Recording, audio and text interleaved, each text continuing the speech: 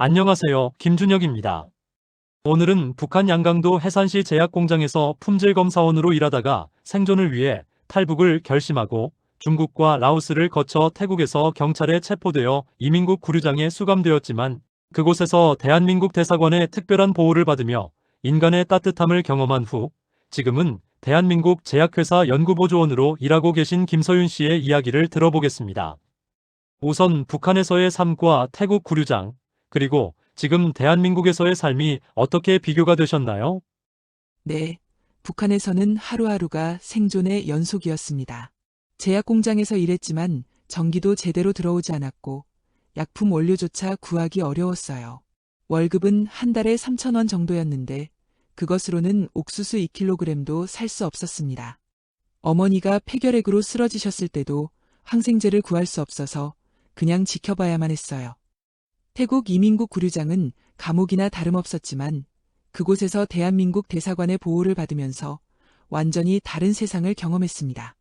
일주일에 2번씩 한국에서 보내온 따뜻한 도시락을 받았고 아플 때는 한국 대사관에서 보낸 의사 선생님이 와서 진료해 주셨어요. 특히 비빔밥, 된장찌개, 김치찌개가 담긴 도시락을 받을 때마다 눈물이 났어요. 구류장 안에서도 나를 위해 이렇게까지 해주는 나라가 있구나 싶었습니다. 지금 대한민국에서는 첨단 장비가 갖춰진 연구실에서 일하며 정당한 임금을 받고 병원도 자유롭게 갈 수 있습니다. 하늘과 땅 차이예요. 구독과 좋아요는 이 영상을 만드는데 큰 힘이 됩니다. 지금 한번 꼭 눌러주세요. 이야기 시작합니다. 제가 이야기를 시작하려면 제 어머니 얘기부터 해야 할 것 같습니다. 어머니는 해산시 인민병원에서 간호사로 일하셨어요. 1990년대 고난의 행군 시기에도 환자들을 돌보시느라 밤낮 없이 일하셨죠. 저는 그런 어머니를 보며 자랐기 때문에 자연스럽게 의학 분야에 관심을 갖게 됐습니다. 어머니는 항상 말씀하셨어요. 서윤아, 사람의 생명을 다루는 일만큼 귀한 게 없단다. 내가 만든 약 한 알이 누군가의 목숨을 살릴 수 있어. 그 말씀을 가슴에 새기고 열심히 공부해서 20살에 해산 제약공장 품질검사원으로 들어갔습니다. 처음 공장에 들어갔을 때는 정말 희망에 차 있었어요. 드디어 사람들에게 도움이 되는 일을 할 수 있다고 생각했으니까요. 하지만 현실은 달랐습니다. 공장 건물 자체는 1970년대에 지어진 낡은 건물이었고 창문은 깨진 곳이 많았어요. 겨울이면 영하 20도가 넘는 추위에도 난방이 제대로 안 돼서 두꺼운 속옷을 입고 일해야 했습니다. 손이 너무 시려서 피펫으로 액체를 정확하게 측정하는 게 얼마나 힘들었는지 여름에는 또 더위가 문제였어요. 냉방시설이 없으니까 실내 온도가 35도까지 올라가는데 약품들이 제대로 보관될 리가 없었죠. 전기 문제가 가장 심각했습니다. 하루에 전기가 들어오는 시간이 2에서 3시간 정도밖에 안 됐어요. 그마저도 예고 없이 끊겼다 들어왔다 반복했습니다. 품질 검사를 하려면 현미경이나 측정 장비가 필요한데 전기가 없으면 아무것도 할 수가 없어요. 그래서 우리는 전기가 들어오는 시간을 기다렸다가 급하게 검사를 했습니다. 하지만 그렇게 해서는 정확한 검사가 불가능했죠. 어떤 날은 1시간 동안 해야 할 검사를 10분 만에 끝내야 했으니까요. 양심적으로는 이 약품이 제대로 만들어졌는지 확신할 수 없었지만 그래도 합격 도장을 찍어야 했습니다. 안 그러면 우리 공장 전체가 문제가 되니까요. 원료 부족은 더 심각했습니다. 약을 만들려면 기본적인 화학 물질들이 필요한데 그게 제대로 공급이 안 됐어요. 중국에서 수입해야 하는데 외화가 없다는 이유로 몇 달씩 밀렸습니다.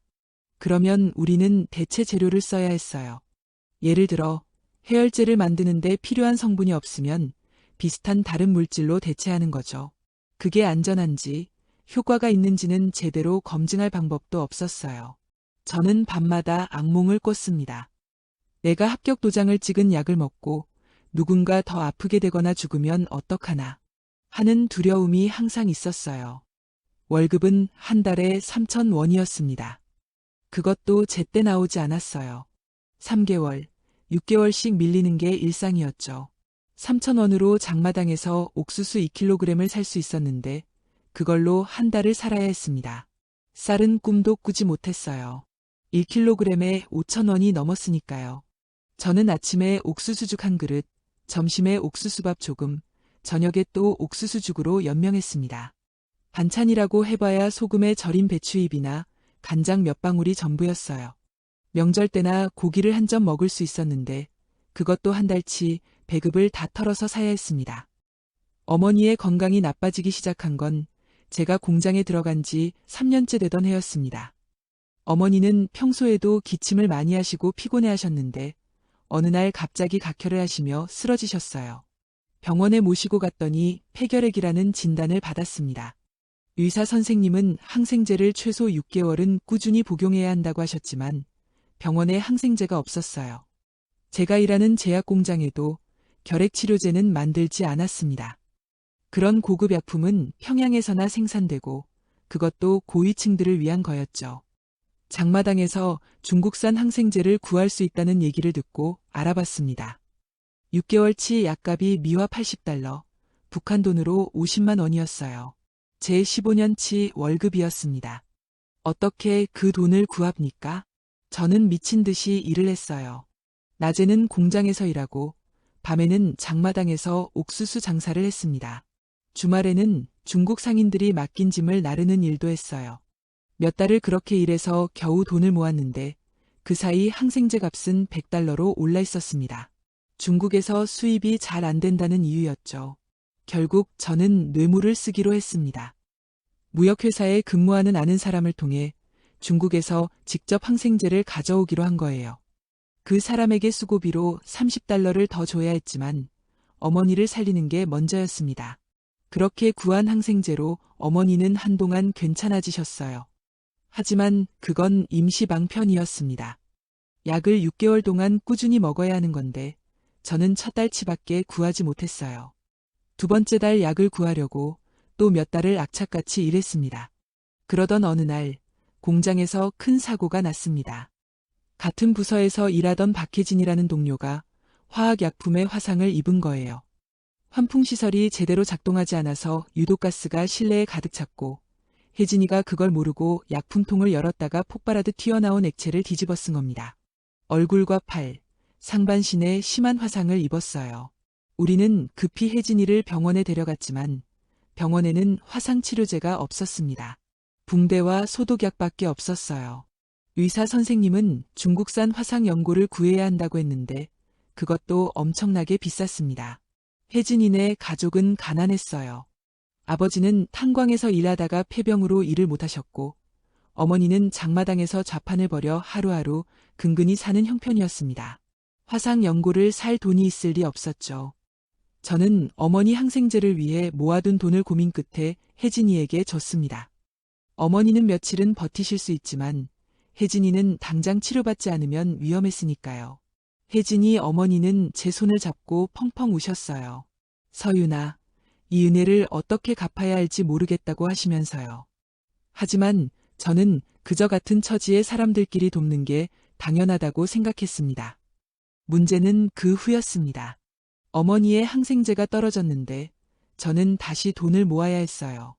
그런데 그 사이 어머니 상태가 급격히 나빠지셨습니다. 기침이 더 심해지고 각혈도 자주 하시고 몸무게도 엄청나게 줄어드셨어요. 저는 미칠 것 같았습니다. 돈만 있으면 어머니를 살릴 수 있는데 그 돈을 구할 방법이 없었어요. 공장 월급으로는 평생 모아도 안 될 금액이었고 장마당 장사도 단속이 심해져서 제대로 할 수가 없었습니다. 그때 공장 지배인이 저를 불렀습니다. 무슨 일인가 했더니 평양의 어떤 고위 간부 가족이 특별히 약을 요청했는데 품질 검사를 철저히 해달라는 거였어요. 그 약은 혈압약이었는데 최상급 원료로 만들어진 거였습니다. 저는 그 약을 검사하면서 생각했어요. 평양 사람들은 이렇게 좋은 약을 먹는구나. 우리는 원료도 제대로 없어서 대충 만든 약을 먹는데 같은 나라 사람인데 이렇게 차이가 나는 걸까? 그날 밤 저는 결심했습니다. 이 나라에서는 더 이상 희망이 없다고요. 어머니를 살리려면, 제가 살아남으려면 여기를 떠나야 한다고요. 하지만 어떻게 떠날 수 있을까요? 탈북은 목숨을 건 일이었어요. 국경을 넘다가 잡히면 정치범 수용소에 끌려가고 중국에서도 잡히면 강제 송환됩니다. 그래도 저는 시도해보기로 했습니다. 여기 남아서 서서히 죽느니 한번 도전해보는 게 낫다고 생각했어요. 가장 힘들었던 건 어머니께 말씀드리는 것이었습니다. 어느 날 밤, 어머니 침대 옆에 앉아서 조심스럽게 말씀드렸어요. 어머니, 제가 중국에 가서 돈을 벌어올게요. 그래서 어머니 약 사드릴게요. 어머니는 제 손을 꽉 잡으시며 고개를 흔드셨습니다. 안 돼, 서윤아. 너무 위험해. 엄마는 괜찮으니까 그런 생각하지 마. 하지만 저는 이미 결심한 후였어요. 어머니, 저 없으면 어머니가 약을 어떻게 구하세요? 제가 꼭 성공해서 돌아올게요. 조금만 기다리세요. 2019년 3월, 저는 브로커를 통해 국경을 넘었습니다. 브로커에게 미화 200달러를 선불로 주고 성공하면 중국에서 500달러를 더 주기로 약속했어요. 그 돈도 제가 모은 게 아니라 친구들에게 빌린 거였습니다. 국경을 넘는 날 밤, 저는 두만강을 건넜어요. 3월이었지만 물은 얼음장처럼 차갑고 물살도 새서 몇 번이나 넘어질 뻔했습니다. 강을 건너는 20분 동안 저는 온몸이 얼어붙는 것 같았어요. 발이 물에 잠기자마자 감각이 사라졌고 숨을 쉴 때마다 폐가 찢어지는 것 같았습니다. 중국 땅에 도착했을 때 저는 그대로 쓰러졌어요. 브로커가 저를 일으켜 세우며 빨리 가자고 재촉했습니다. 우리는 1시간 정도 산길을 걸어서 브로커가 준비한 집에 도착했어요. 거기서 옷을 갈아입고 몸을 녹였습니다. 하지만 안심할 겨를이 없었어요. 브로커는 나흘 후에 다른 곳으로 이동해야 한다고 했습니다. 중국 공안이 수시로 단속을 하기 때문에 한 곳에 오래 있으면 위험하다는 거였죠. 그렇게 중국에서 석 달을 숨어 지냈습니다. 낮에는 집 안에만 있어야 했고 밤에만 밖에 나갈 수 있었어요.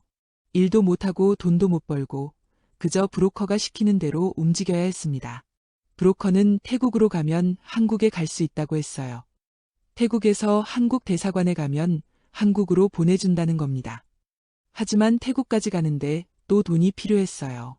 1,000달러를 더 내야 한다고 했습니다. 저는 브로커에게 애원했습니다. 제가 돈이 없어요. 한국 가서 일하면 꼭 갚을 테니까 일단 보내주세요. 브로커는 고민하다가 조건을 제시했어요. 다른 탈북자 2명과 함께 가는 건데 여행 중에 위험한 일이 생기면 제가 앞장서서 처리해야 한다는 겁니다. 저는 그 조건을 받아들였어요. 무슨 일이든 하겠다고 했습니다. 2019년 6월, 우리는 중국에서 라오스로 넘어갔습니다. 버스를 타고 때로는 트럭 짐칸에 숨어서 때로는 걸어서 국경을 넘었어요. 라오스에 도착했을 때는 정말 지옥 같았습니다. 날씨는 너무 덥고 습했어요. 북한에서는 경험해 본 적 없는 무더위였어요. 땀이 폭포수처럼 흘러내렸고 물도 제대로 못 마셔서 탈수 증상이 왔습니다. 함께 가던 한 여성은 열사병으로 쓰러졌는데 병원에 갈 수도 없었어요. 우리는 그 여성을 나무 그늘에 눕히고 계속 물을 먹이면서 기다려야 했습니다. 라오스에서 태국 국경까지 가는 길은 더 험했어요. 정글을 통과해야 했는데 길도 제대로 없었습니다. 우리는 현지 안내인을 따라 이틀 동안 정글을 걸었어요. 뱀과 벌레들이 득실거리고 가시덤불에 온몸이 긁혔습니다. 먹을 것도 거의 없었어요. 하루에 빵 한 조각과 물 한 병이 전부였습니다. 밤에는 정글 바닥에서 잤는데 온갖 벌레와 동물 소리에 한숨도 못 잤어요. 태국 국경을 넘을 때가 가장 위험했습니다. 국경 경비대가 순찰을 도는데 우리는 그 틈을 타서 넘어가야 했어요. 새벽 3시, 가장 어두운 시간에 우리는 움직였습니다. 철조망을 넘는데 제 옷이 걸려서 찢어졌고 다리에 철조망이 박혀 피가 났어요. 하지만 아픔을 느낄 여유가 없었습니다. 빨리 안전한 곳으로 가야 했으니까요. 태국에 도착한 건 2019년 7월 초였습니다. 브로커가 우리를 방콕의 한 집에 데려다 줬어요. 거기서 하루를 쉬고 다음 날 한국 대사관으로 가기로 했습니다. 그날 밤 저는 거의 잠을 못 잤어요. 드디어 한국으로 갈 수 있다는 기대감과 동시에 이게 진짜인가 하는 불안감이 교차했습니다. 혹시 마지막 순간에 무슨 문제가 생기는 건 아닐까? 중국 공안에게 잡혀서 북한으로 송환되는 건 아닐까? 온갖 걱정이 머릿속을 떠나지 않았어요. 다음 날 아침, 브로커가 우리를 택시에 태워 한국 대사관 근처까지 데려다 줬습니다. 거기서부터는 우리 스스로 대사관을 찾아가야 했어요. 저는 다른 두 사람과 함께 걸어가기 시작했습니다. 하지만 그때 예상치 못한 일이 벌어졌어요. 갑자기 태국 경찰 차량이 우리 앞을 가로막았습니다. 제복을 입은 경찰관 3명이 내려서 태국어로 뭐라고 소리쳤어요. 저는 한마디도 알아듣지 못했지만 그들의 표정과 몸짓만으로도 우리가 체포된다는 걸 알 수 있었습니다. 제 심장은 터질 것처럼 뛰었어요. 이제 끝났구나. 북한으로 송환되는 거구나. 함께 있던 한 여성은 그 자리에서 주저앉아 울기 시작했습니다. 경찰관들은 우리를 경찰차에 태웠어요. 저는 떨리는 목소리로 계속 말했습니다. 코리아, 사우스 코리아, 노스 코리아 리퓨지. 제가 아는 몇 안 되는 영어 단어를 총동원했지만 경찰관들은 무표정하게 저를 바라볼 뿐이었어요. 차는 경찰서가 아니라 어떤 큰 건물로 향했습니다. 나중에 알았지만 그곳이 태국 이민국이었어요. 이민국 건물에 도착해서 우리는 긴복도를 따라 걸었습니다. 양쪽에는 철창이 있는 방들이 있었고 안에는 여러 나라에서 온 것처럼 보이는 사람들이 있었어요. 어떤 사람들은 멍하니 앉아 있고 어떤 사람들은 철창을 붙잡고 밖을 바라보고 있었습니다. 저는 그 모습을 보면서 공포에 질렸어요. 나도 저기 갇히는 건가? 우리는 한 사무실로 들어가서 신원 조사를 받았습니다. 직원이 우리에게 여권이 있냐고 물었고 우리는 고개를 저었어요. 그러자 직원은 무언가를 종이에 적더니 우리를 구류장으로 데려갔습니다. 철문이 열리고 우리가 들어서자 안에 있던 20명 정도의 여성들이 우리를 쳐다봤어요. 다양한 피부색, 다양한 언어, 모두 불법 체류나 밀입국으로 잡힌 사람들이었습니다. 구류장은 약 30평 정도 되는 공간이었어요. 바닥은 차가운 콘크리트였고 한쪽 구석에 화장실이 있었습니다. 창문은 높은 곳에 작은 창이 하나 있을 뿐이었어요. 잠은 바닥에 깔린 얇은 매트에서 자야 했습니다. 북한에서도 힘들게 살았지만 이곳은 완전히 다른 종류의 고통이었어요. 자유가 없다는 것, 언제 나갈 수 있을지 모른다는 것, 혹시 북한으로 송환되는 건 아닌가 하는 두려움. 첫날 밤, 저는 한숨도 못 잤습니다. 옆에서 자던 한 여성이 태국어로 뭐라고 말을 걸었지만 저는 알아듣지 못했어요. 손짓 발짓으로 겨우 소통하려고 했지만 한계가 있었습니다. 저는 구석에 웅크리고 앉아서 울었어요. 이렇게 끝나는 건가? 여기까지 와서 대사관이 바로 코앞인데. 다음 날 아침 구류장 문이 열리고 직원이 우리 3명을 불렀습니다.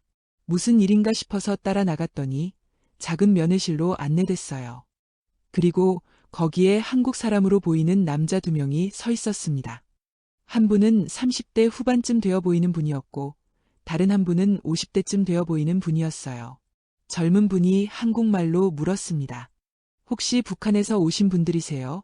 그 목소리를 듣는 순간 저는 참았던 감정이 터져나와서 울음을 터뜨렸습니다. 네, 저희 북한에서 왔어요. 제발 도와주세요. 두 분은 서로 눈빛을 교환하더니 나이 많은 분이 말씀하셨어요. 괜찮습니다. 우리가 대한민국 대사관에서 나왔어요. 여러분을 돕기 위해 왔습니다. 걱정하지 마세요.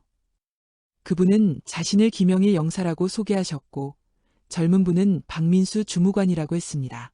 김 영사님은 차분한 목소리로 설명해 주셨어요. 지금 여러분은 태국 이민국 구류장에 있어요. 불법 입국자로 체포된 거죠. 하지만 우리가 태국 정부와 협의해서 여러분이 북한 출신이라는 걸 확인했습니다. 앞으로 우리 대사관이 여러분을 보호하고 한국으로 갈 수 있도록 도와드릴 거예요. 저는 그 말을 듣고 안도의 한숨을 쉬었습니다. 그럼 북한으로 송환 안 되는 거예요? 김 영사님은 고개를 끄덕이셨어요. 네, 절대 그런 일은 없을 거예요. 대한민국 헌법상 여러분은 우리 국민입니다. 우리가 끝까지 책임지고 보호하겠습니다. 박 주무관님이 덧붙였어요. 여러분이 여기 있는 동안 우리가 정기적으로 방문해서 필요한 것들을 챙겨드릴게요. 그리고 한국 음식도 가져다 드리고 아프면 의사도 보내드릴 거예요.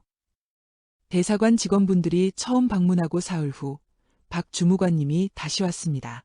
이번에는 구류장 책임자와 함께 오셨어요.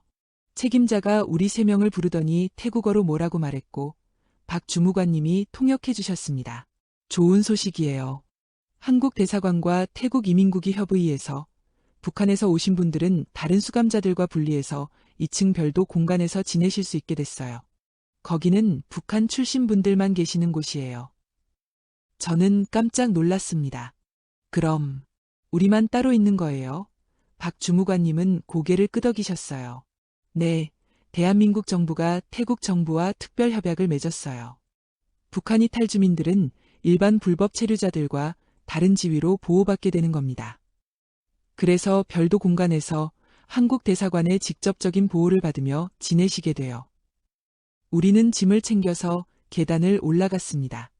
2층에 도착하자 넓은 철문이 보였어요.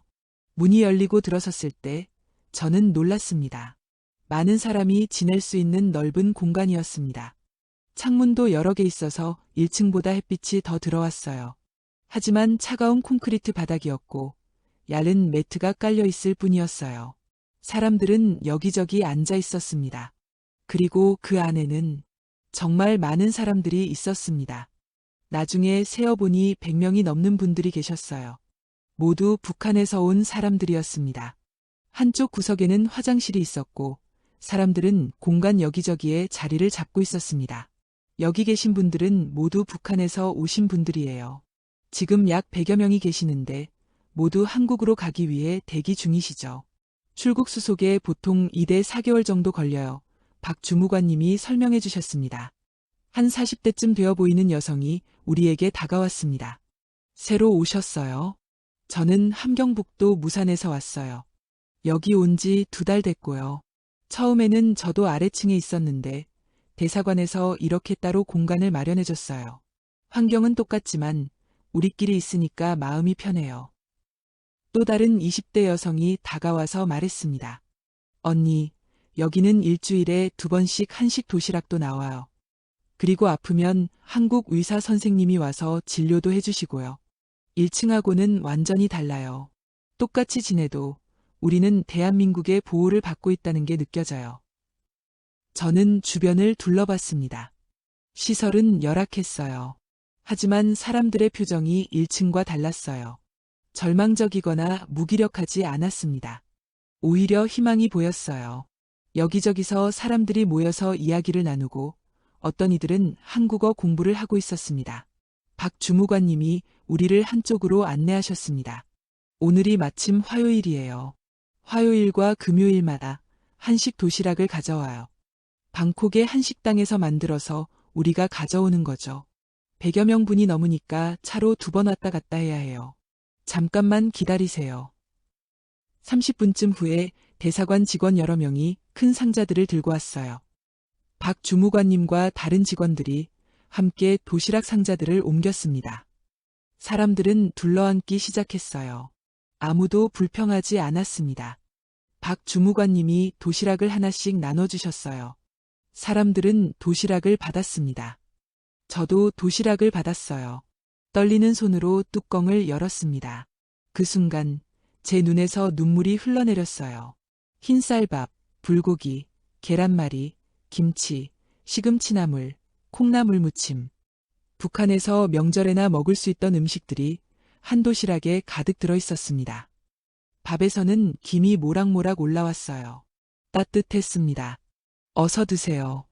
식기 전에 먹어야 맛있어요. 박 주무관님의 말씀에 저는 숟가락을 들었습니다.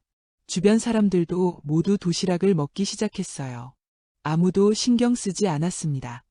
오히려 감사해하며 먹었어요. 저는 쌀밥 한 숟가락을 입에 넣었습니다. 이게 쌀밥 맛이구나. 북한에서 마지막으로 쌀밥을 먹은 게 언제였더라. 불고기를 한 점 집어서 입에 넣었습니다. 부드럽고 달콤하고 짭짤한 맛. 저는 도시락을 먹으면서 계속 울었습니다. 하지만 이번에는 혼자가 아니었어요. 많은 탈북민들이 함께 울고, 함께 웃고, 함께 밥을 먹고 있었습니다. 차가운 공간이었지만 우리 마음은 따뜻했어요. 감사합니다. 정말 감사합니다. 저는 박 주무관님께 말씀드렸어요. 주무관님은 미소 지으시며 말씀하셨습니다. 여러분 모두 우리 국민이에요. 당연히 챙겨드려야죠. 옆에 있던 한 할머니가 말씀하셨어요. 이런 환경도 감사해요. 북한에서도 비슷하게 살았는걸요. 여기서는 안전하고 일주일에 2번씩 이렇게 따뜻한 밥을 먹을 수 있다는 게 얼마나 감사한지 몰라요. 2층 별도 공간에서의 생활은 1층과는 완전히 달랐습니다. 우리는 얇은 매트 위에서 지냈어요. 하지만 아무도 불평하지 않았습니다. 오히려 감사했어요. 아침에 일어나면 사람들은 각자 매트를 정리했습니다. 둘러앉아서 한국어 공부를 하는 사람들, 서로 이야기를 나누는 사람들, 사람들은 희망을 잃지 않았어요. 저는 무산에서 온 김영숙 언니와 친해졌습니다. 언니는 여기 온 지 2달이 됐는데 이곳 생활에 대해 많은 것을 알려주셨어요. 서윤아, 여기 오기 전에 나도 1층에서 일주일 있었는데 거기는 정말 지옥이었어. 다른 나라 사람들하고 말도 안 통하고 혼자라는 게 너무 무서웠어. 그런데 여기 올라오니까 완전히 다르더라고. 환경은 똑같지만 우리끼리 있으니까 마음이 편해. 그리고 대사관에서 우리를 챙겨주잖아. 영숙 언니는 화요일과 금요일에 도시락 시간을 손꼽아 기다렸다고 했어요. 그 도시락이 우리한테는 희망이야. 대한민국이 우리를 잊지 않고 있다는 증거거든. 어디서 먹든 그게 무슨 상관이야. 따뜻한 한식을 먹을 수 있다는 것만으로도 감사하지. 금요일이 되었습니다. 오전 10시쯤 대사관 직원 여러 명이 큰 상자들을 들고 왔어요. 박 주무관님과 김 영사님, 그리고 다른 직원 2분이 함께 오셨습니다. 100여 개가 넘는 도시락을 나르는 게 쉬운 일이 아니었을 텐데 그분들은 웃으면서 일했어요. 오늘은 비빔밥이에요. 박 주무관님이 밝게 말씀하셨습니다. 사람들은 둘러앉기 시작했어요. 저도 자리를 잡고 도시락을 받았습니다. 밥 위에 고사리, 시금치, 콩나물, 당근, 소고기, 계란 후라이가 예쁘게 올려져 있었고 옆에 고추장이 따로 담겨 있었어요. 김 영사님이 큰 목소리로 말씀하셨습니다. 여러분, 식사 맛있게 하세요. 그리고 오늘 특별히 좋은 소식이 있어요. 다음 주부터는 매주 월요일 오후에 한국 문화 교육 시간을 만들 예정입니다. 우리 대사관 직원들이 직접 와서 한국의 문화, 예절, 생활 방식 등을 알려드릴 거예요. 사람들은 박수를 쳤습니다. 저도 감격해서 눈물이 났어요. 많은 사람들이 둘러앉아 도시락을 먹으면서 박수를 치는 모습. 우리는 행복했습니다.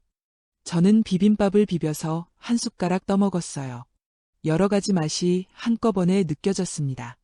옆에 있던 한 아주머니가 말씀하셨어요. 북한에서는 이런 음식을 먹을 수 없었는데 여기서는 이렇게 맛있는 걸 먹게 되네. 우리를 지켜주는 나라가 있다는 게 감사한 거지. 식사가 끝난 후 김 영사님이 저를 따로 부르셨습니다. 서윤 씨, 제약 분야에서 일하셨다고 들었어요. 혹시 여기 계신 분들 중에 아프신 분 있으면 저희한테 알려주세요. 저는 고개를 끄덕였어요. 네, 영사님. 여기가 덥고 습해서 다들 몸이 안 좋아지시는 것 같아요. 김 영사님은 고개를 끄덕이시며 말씀하셨어요. 저희도 알고 있어요. 그리고 다음 주에 의사 선생님이 오실 거예요. 일주일 후 화요일, 한국인 의사 선생님이 오셨습니다. 40대쯤 되어 보이는 여자 선생님이셨는데 방콕의 한인병원에서 오셨다고 했어요. 선생님은 큰 의료 가방을 들고 오셨고 한쪽 구석에 가니 진료소를 꾸몄습니다. 여러분, 저는 이영진 의사입니다. 오늘부터 한 분씩 진료할 건데요. 아프신 분들 먼저 보겠습니다. 선생님은 돗자리를 깔고 앉으셨어요. 환자들도 함께 앉아서 진료를 받았습니다. 줄이 길게 늘어섰어요. 여기 있는 모든 분들이 진료를 받으려고 하니까요. 한 60대 여성이 심하게 기침을 하고 계셨어요. 그분이 진료를 받으셨을 때 선생님은 청진기로 폐소리를 들으시더니 심각한 표정을 지으셨어요. 폐에 문제가 있는 것 같아요. 내일 한인병원으로 모시고 가서 검사 받으셔야겠어요. 김 영사님이 그분께 말씀하셨습니다. 내일 병원 가실 거예요. 걱정하지 마세요. 모든 비용은 대사관에서 처리할 거예요. 그분은 눈물을 흘리셨어요.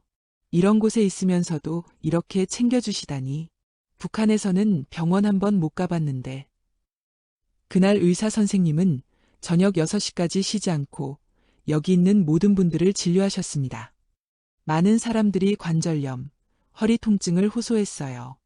선생님은 진통제와 파스를 나눠주셨습니다. 하지만 사람들은 오히려 선생님께 감사했어요. 한 아주머니가 말씀하셨습니다. 선생님, 북한에서도 비슷한 환경에서 살았어요. 그런데 북한에서는 아파도 의사를 못 만났는데 여기서는 의사 선생님이 직접 와주시잖아요. 이보다 더 감사할 수가 없어요. 제 차례가 됐을 때 저도 진료를 받았어요. 선생님은 제 혈압을 재고 청진기로 심장 소리를 들으셨습니다. 건강하시네요. 다행이에요. 그래도 영양제는 드세요. 선생님은 종합 비타민과 철분제를 주셨습니다. 금요일이 되자 또 도시락이 왔습니다. 이번에는 삼계탕이었어요. 박 주무관님이 설명하셨습니다. 오늘은 복날이에요. 한국에서는 복날에 삼계탕을 먹어서 더위를 이겨내거든요. 100여 개가 넘는 보온 용기에 뜨거운 삼계탕이 담겨 있었습니다. 사람들은 둘러앉았어요. 저는 국물을 한 숟가락 떠서 마셨어요. 그 깊고 진한 맛. 옆에 있던 영숙 언니가 말했습니다. 서윤아, 우리 지금 이런 곳에서 지내고 있지만 그래도 난 행복해. 북한에서는 이런 음식 못 먹었잖아. 여기는 비록 구류장이지만 대한민국이 우리를 보호해주고 있어. 그게 느껴져. 주변을 둘러보니 탈북민들이 모두 삼계탕을 먹고 있었습니다. 모두 감사하는 마음으로 먹었어요.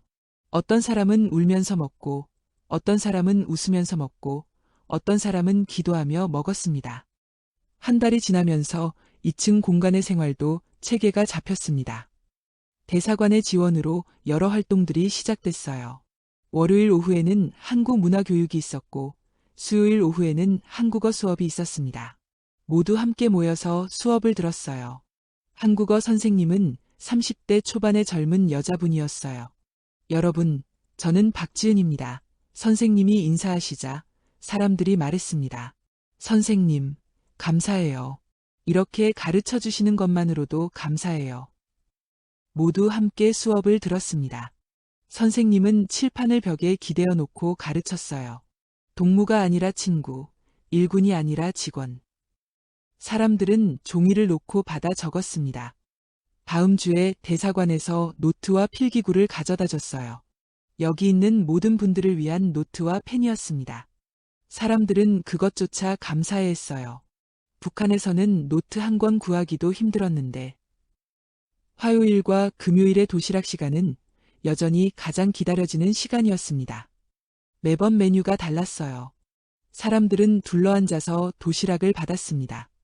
어떤 할아버지는 다리를 제대로 못 펴는데 그래도 꼿꼿이 앉아서 감사하게 식사하셨어요. 어느 금요일 김 영사님이 특별한 발표를 하셨습니다. 여러분, 좋은 소식입니다. 다음 달부터 출국이 시작될 예정입니다. 순서대로 한 번에 20대 30명씩 한국으로 출발하게 될 거예요. 사람들은 환호했습니다. 손뼉을 치며 기뻐했어요. 저도 너무 기뻐서 영숙 언니를 꼭 안았습니다. 언니, 우리 한국 가요. 그날 밤, 저는 얇은 매트에 누워서 천장을 바라봤어요. 여전히 차갑고 딱딱했습니다. 허리도 아프고 팔다리도 저렸어요. 하지만 마음은 따뜻했습니다. 영숙 언니가 옆에서 말했어요. 서윤아, 여기가 불편하지? 네, 언니. 근데 괜찮아요. 북한에서도 이렇게 지냈는걸요. 그때는 희망도 없었는데 지금은 희망이 있잖아요. 2주 후, 첫 번째 그룹 25명이 출국했습니다. 남은 사람들은 모두 그들을 배웅했어요. 잘 가요. 한국에서 행복하게 사세요. 그들이 떠난 후 새로운 탈북민들이 들어왔습니다. 저는 새로운 사람들에게 이곳 생활에 대해 설명해줬습니다. 여기는 시설이 좋지 않아요. 하지만 괜찮아요. 한국 대사관이 우리를 보호해줘요. 일주일에 2번 한식 도시락도 나오고 의사 선생님도 와서 진료해주시고 한국어 수업도 있어요. 불편해도 우리는 감사하게 지내요. 제가 2층에서 지낸 지 석 달이 됐을 때 드디어 제 차례가 왔습니다. 김 영사님이 저를 포함한 30명을 불러서 말씀하셨어요. 여러분, 다음 주 금요일에 출국합니다. 한국으로 가는 거예요. 마지막 일주일 동안 저는 이곳에서의 모든 순간을 가슴에 새겼습니다. 차가운 곳에서 자는 밤들, 둘러앉아 도시락을 먹던 시간들, 함께 한국어를 공부하던 순간들, 모든 게 소중했습니다. 마지막 화요일, 박 주무관님이 도시락을 가져오셨습니다. 저희 30명은 특별히 김밥과 떡볶이를 받았어요. 우리는 둘러앉아서 마지막 식사를 했습니다. 박 주무관님은 한 명 한 명 우리에게 다가오시며 악수하셨습니다. 여러분, 불편한 환경에서 정말 힘드셨죠? 하지만 불평 한마디 없이 잘 견뎌주셨어요. 저는 주무관님께 말씀드렸어요. 주무관님, 저희가 뭘 불평해요. 북한에서도 이렇게 지냈는걸요. 그때는 아무도 신경 써주지 않았지만 여기서는 대한민국이 우리를 지켜주잖아요. 일주일에 2번씩 따뜻한 밥을 가져다 주시고 의사 선생님을 보내주시고 우리를 포기하지 않으셨다는 게 중요한 거예요. 출국 전날 김 영사님이 저녁 시간에 오셨습니다. 우리 30명을 위한 작은 환송회를 열어주신 거예요. 대사관에서 특별히 준비한 한식이 왔습니다. 우리는 둘러앉아서 마지막 식사를 했어요. 여러분, 이곳에서 정말 고생 많으셨습니다. 김 영사님이 말씀하시자 한 어르신이 말씀하셨어요. 영사님, 무슨 말씀을 그렇게 하세요. 북한에서도 이런 환경에서 살았어요. 그런데 북한에서는 굶주렸고 아파도 병원 못 갔어요. 여기는 비록 구류장이지만 따뜻한 밥을 먹을 수 있고 의사를 만날 수 있고 무엇보다 우리를 보호해주는 나라가 있어요. 이보다 더 감사할 수가 없습니다. 영사님은 우리 한 명 한 명에게 작은 상자를 주셨습니다. 상자 안에는 태극기와 편지가 들어 있었어요. 저는 편지를 펼쳤습니다. 서윤 씨에게 당신은 엄청난 용기를 보여주었습니다. 그리고 열악한 환경에서도 감사하는 마음을 잃지 않았습니다. 이제 당신은 자유를 얻습니다. 대한민국에서 당신의 꿈을 마음껏 펼치세요. 대한민국 외교부 태국 주재대사관 영사 김영일. 그날 밤 저는 마지막으로 여기서 잤습니다. 얇은 매트, 차가운 공간. 하지만 태극기를 가슴에 안고 있으니 따뜻했어요. 다음 날 아침 우리 30명은 짐을 챙겼습니다. 남아있는 탈북민들이 모두 우리를 배웅해줬어요. 잘 가요. 한국에서 행복하게 사세요. 2층 공간을 나서면서 저는 뒤돌아봤습니다. 앉아있는 사람들, 열악한 환경이지만 그들의 얼굴에는 희망이 있었어요. 인천공항에 도착했습니다. 하나원에서 3개월을 보냈습니다. 그리고 서울에 정착했어요. 지금 6년이 지났습니다. 저는 제약회사 연구보조원으로 일하고 있고 매달 어머니께 약과 돈을 보내고 있습니다. 태국 구류장 2층에서의 석 달은 제 인생에서 가장 힘들면서도 가장 감사한 시간이었습니다.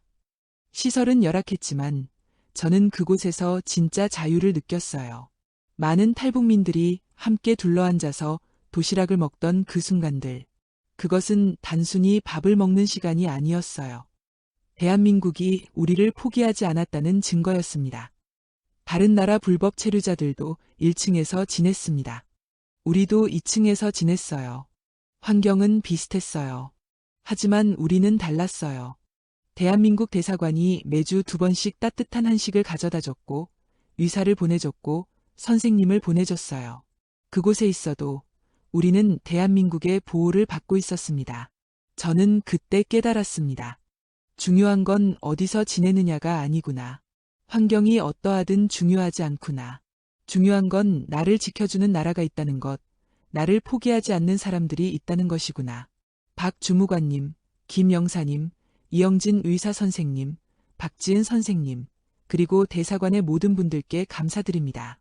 여러분은 우리를 위해 매주 2번씩 도시락을 가져다 주셨어요. 할 수 있는 모든 것을 해주셨습니다. 저는 지금도 가끔 그때를 떠올립니다. 많은 분들이 둘러앉아 도시락을 먹던 순간들, 열악한 환경에서도 희망을 품고 있던 밤들, 함께 한국어를 공부하던 시간들. 그 모든 순간이 제게는 대한민국이었습니다. 대한민국에 진심으로 감사드립니다. 우리가 힘든 환경에 있을 때도 포기하지 않으셨습니다. 마음으로 우리를 지켜주셨습니다. 매주 따뜻한 밥을 준비해 주셨습니다. 그것이 진짜 사랑이라는 걸 저는 알았습니다. 정말, 정말 감사합니다. 대한민국 만세. 이 이야기가 당신의 마음 어딘가에 작은 흔적이라도 남았다면 그것만으로 저는 충분히 행복합니다. 하지만 더 많은 마음들에게 이 이야기가 닿을 수 있도록 당신의 구독과 좋아요가 저에게는 아주 큰 힘이 됩니다. 함께 걸어주셔서 감사합니다.